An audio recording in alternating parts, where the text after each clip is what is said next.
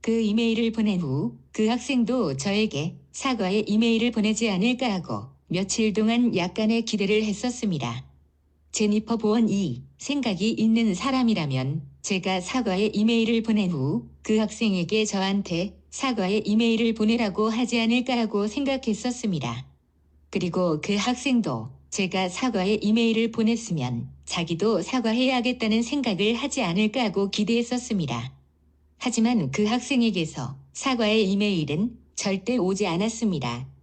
학생들이 잘못된 인식을 하고 교수에 대해 불만을 이야기하면 제니퍼 보원은 양쪽 말을 듣고 문제가 뭔지를 정확하게 파악하려는 게 아니라 도리어 그 교수를 비난하고 학생들의 잘못을 깨우쳐 주기는커녕 학생들이 자신들의 생각과 행동이 맞다는 잘못된 믿음을 가지도록 만든다는 생각이 들었습니다.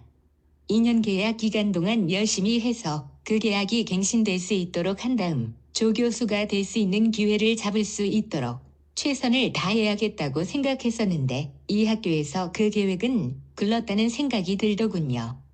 필립 웰즈에 관한 이야기가 길어졌는데 이 모든 것들은 필립 웰즈가 일으킨 문제들의 일부입니다. 다 이야기해드리면 끝도 없을 것 같아서 그나마 줄인 것들입니다. 제니퍼 보원이 요구한 대로 사과의 이메일을 보냈는데 그 딘과의 미팅에서 갑자기 필립 웰즈의 이름을 먼저 꺼내고선 그때 네가 틀렸었다라고 저한테 소리 지르고 제가 필립 웰즈에 대해 이야기하려고 하자 필립 웰즈는 상관없는 이야기라고 저한테 또 소리 질렀던 건 제니퍼 보원의 의도가 무엇이었는지를 말해주는 말과 행동들이었습니다. 그 딘 이 학생들의 인식이 문제라고 이야기하자 자신의 의도대로 일이 되지 않은 걸 깨닫고 필립 웰즈를 가지고 저를 공격하려 했다가 실패한 거죠.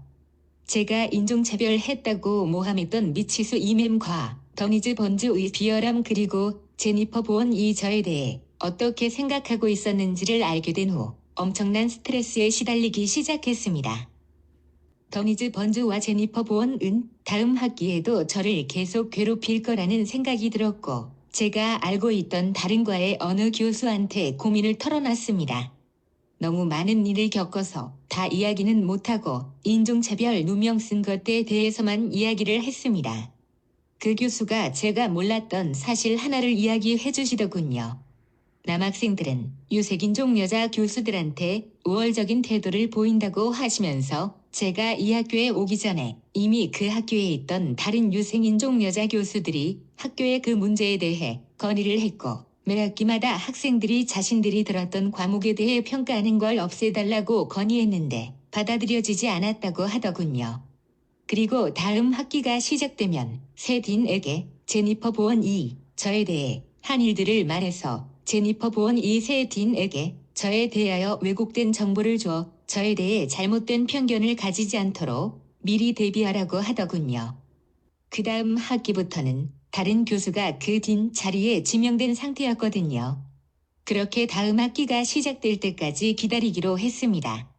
그리고 그 학기가 끝나고 학생들이 제 강의를 평가한 걸 받게 되었습니다.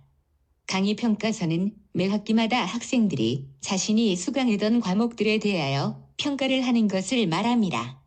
그 강의 평가서에는 학생들의 이름이 안 나타나기 때문에 어떤 거짓이나 심한 말을 적어놔도 받아본 교수는 누가 그걸 적었는지 알 수가 없습니다.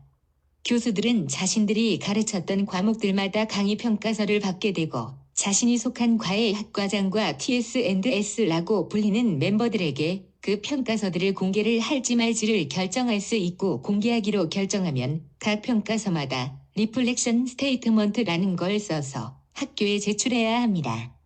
리플렉션 스테이트먼트는 성질문 같은 걸 말합니다. 저에 대해 부정적으로 적어놓은 평가가 있는 걸 보게 되었고 제니퍼 보원이 또 그걸 이용해서 나를 괴롭히겠구나라는 생각이 들었습니다. 1년에 적어도 2과목에 대한 강의 평가서는 공개해야 하는 게 그 학교 규정이었고 전 이미 그 전 학기에 공개했기 때문에 그 학기에는 공개하지 않아도 되었습니다. 하지만 공개하지 않기로 결정하기도 쉽지 않았습니다. 강의 평가서를 공개하지 않으면 제가 뭔가 감추려고 한다고 생각할 것 같았습니다.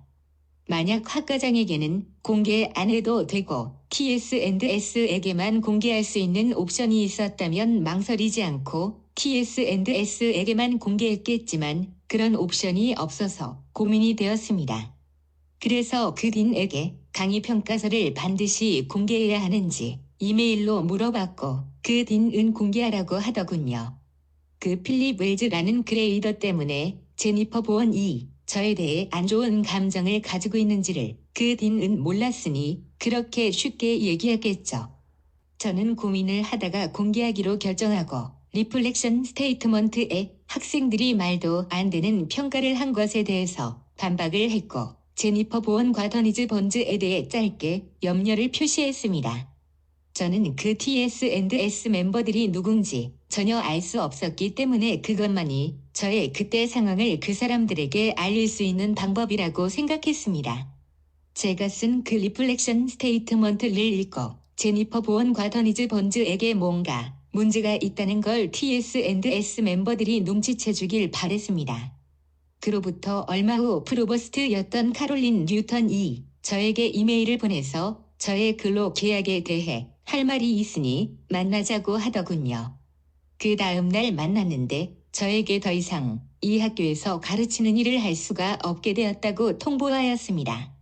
그리고 너의 높은 지적 수준은 연구에는 맞지만 가르치는 일에는 맞지 않고 그 이메일을 봤다고 하더군요. 무슨 이메일을 받는지에 대해선 말해주지 않았습니다.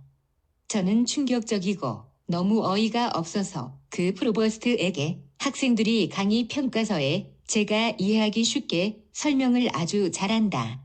그리고 개념을 설명할 때 항상 예를 들어서 설명했는데 그 방식이 개념들을 이해하는데 엄청나게 도움이 되었다라고 적었다. 그런데 내가 가르치는 게 문제가 있다는 거냐고 물었습니다. 그 질문에는 대답을 못하고 제 눈을 피하더군요. 그리곤 제가 월급은 계속 받게 될 거라고 하면서 내년 1월쯤이면 이라고 하는 것이었습니다. 6개월 안에 제가 직업을 구할 수 있을 거라고 생각한 것 같았습니다. 그 말을 듣고 나니 저에게 인종차별했다고 누명을 뒤집어 씌웠던 미치수 이맴과 저를 비열하게 괴롭히고 있던 더니즈 번즈에 대해 입 다물고 있으면 안 되겠다는 생각이 들어서 간략하게 그 일에 관하여 카롤린 뉴턴에게 이야기했습니다. 그랬더니 카롤린 뉴턴이 그런 일은 일어난다라고 하더군요. 그 말을 듣는 순간 너무 황당했습니다. 그 일이 저한테만 일어났던 게 아니었고 그 학교의 다른 교수들한테도 일어나고 있었던 것이었습니다. 그리고 카롤린 뉴턴은 그 사실을 이미 알고 있었던 것이었습니다. 더 이상 말해봤자 소용없다는 걸 깨달았고 해고 결정을 학교 측에서 바꾸지 않을 거라는 걸 느꼈습니다. 집으로 돌아왔고 너무나 큰 충격에 제가 해고되었다는 사실에 하늘이 무너지는 것 같았습니다. 이런 일은 남들한테만 일어나는 일인 줄 알았는데 나한테 일어나다니 믿을 수가 없었습니다. 잘못한 게 없는데 내가 왜 이런 일을 당해야 하나 라는 생각이 들었고 앞으로 어떻게 해야 할지 모르겠더군요. 그리고 학교 측에서 왜 그런 결정을 했을까라고 생각을 해봤습니다.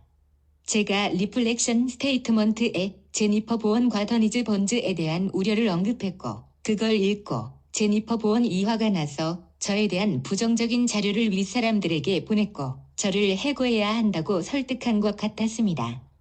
누군지 모르지만 그 윗사람들은 저와 면담도 안 하고 해고 결정을 했다는 사실에 화가 났습니다. 제가 그 리플렉션 스테이트먼트에 제니퍼 보원과 더니즈 번즈에 대한 우려를 언급했으면 제가 왜 그랬는지 저와 이야기를 했었어야지. 그건 하지 않고 일방적으로 해고 통보라니. 너무나 억울했고 분노가 치밀어 올라 머릿속이 뒤죽박죽이었습니다. 해고되어야 할 사람은 더니즈 번즈와 제니퍼 보원이고 미치수 이맴은 징계를 받아야 하는데 오히려 내가 해고를 당하다니. 분노, 억울함, 두려움 등 여러 가지 부정적인 감정들을 느껴야 했습니다. 그 다음 날이 되었고 이대로 교수가 되는 걸 포기할 수 없다는 생각에 다른 학교의 테뉴어 트랙 조교수 채용 공고들을 찾아보기 시작했습니다. 그리고 제가 박사과정 학생이었을 때랑 포닥이었을 때 같이 일했던 교수들 중 3명에게 연락을 해서 추천서를 써줄 수 있냐고 물어봤습니다. 왜냐하면 미국 대학들은 항상 3개의 추천서를 요구하거든요. 그 3명의 교수들한테 이메일을 보냈습니다. 다른 학교의 테뉴어 트랙 조교수 자리에 지원을 하려고 한다. 이 과에는 나 말고 방문 교수가 2명이나 더 있고 그 사람들은 여기서 나보다 더 오래 일했고 그 2사람 외에도 강사로 일하고 있는 사람도 있는데 그 사람도 나보다 여기서 더 오래 일했다. 이 과에서 내가 테뉴어 트랙 조교수가 될 가능성은 없어 보인다. 1년 후에는 계약이 만료되기 때문에 지금부터 다른 학교 테뉴어 트랙 조교수 자리에 지원을 해야 한다고 했습니다. 그게 사실이긴 했으니까요. 그러나 제가 이 과에서 겪었던 그 모든 안 좋았던 일들을 말해줄 수가 없었습니다. 억울하게 당했지만 그 악몽 같은 일들을 제가 겪었다고 말할 용기가 나지 않았습니다.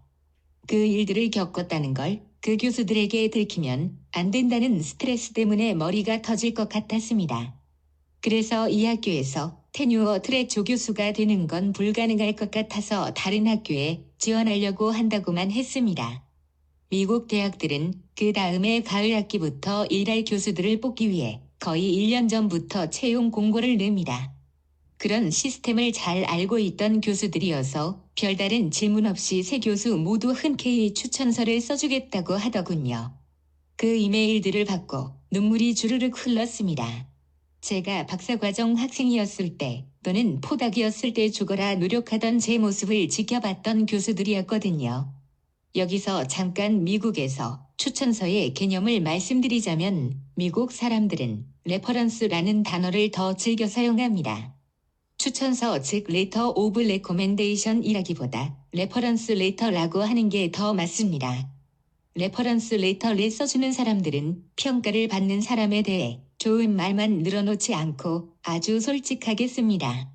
그리고 직접 같이 일해보지 않았으면 레퍼런스 레터를 써주기를 거절하거나 나는 이 사람에 대해 아는 게 없다라고 씁니다. 그래서 직접 같이 일해본 적이 있고 자신에 대해 긍정적으로 생각해주는 사람들한테 그 편지를 부탁해야 합니다. 그리고 평가를 받는 사람은 그 레퍼런스 레터의 내용을 볼 수 없는 구조입니다. 왜냐하면 지원시 추천인의 이름, 전화번호, 이메일 주소를 요구합니다. 그걸 입력하면 그 지원 시스템이 자동으로 추천인들에게 이메일을 보내서 레퍼런스 레터를 보내달라고 합니다. 지원 시 자동으로 추천서를 요구하는 이메일을 보내지 않는 경우는 지원서들을 검토한 후 몇몇 후보자를 선택한 다음 그 후보자들한테 연락해서 직접 추천인들에게 연락해서 자기들한테 레퍼런스 레터를 보내라고 요구합니다. 지원자가 추천인들로부터 추천서를 받아서 제출하도록 하는 경우는 거의 없습니다. 저는 매일 인터넷 채용 사이트에서 테뉴어 트랙 조교수 채용 공고를 찾았고 지원을 시작했습니다. 그런데 좌절할 수밖에 없었습니다. 미국 대학들은 온라인 지원 시스템을 통해서 지원서를 받는데 여러 가지 질문을 합니다. 그중에 2가지 질문이 저의 발목을 잡았습니다.